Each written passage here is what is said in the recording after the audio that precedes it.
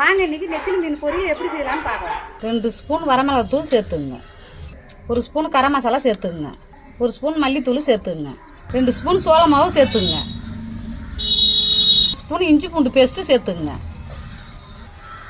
தேவையான அளவு உப்பு சேர்த்துங்க, 1/2 ஸ்பூன் மஞ்சள் தூள் சேர்த்துங்க, கொஞ்சமாக தண்ணி ஊற்றி நல்லா மிக்ஸ் பண்ணிக்கோங்க.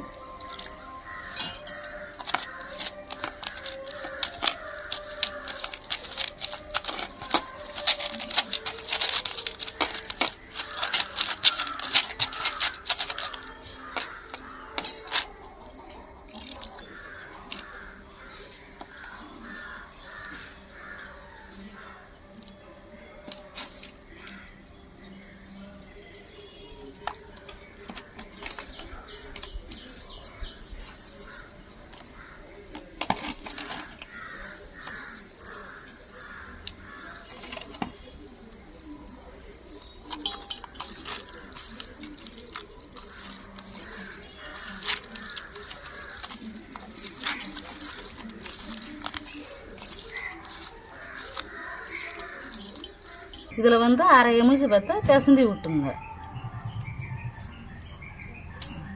1/2 மணி நேரம் நல்லா ஊற வச்சுங்க. எண்ணெய் ஊற்றிக்கலாங்க. எண்ணெய் காஞ்சிட்டுங்க, மீனை போட்டுக்கலாம் எண்ணெயில்.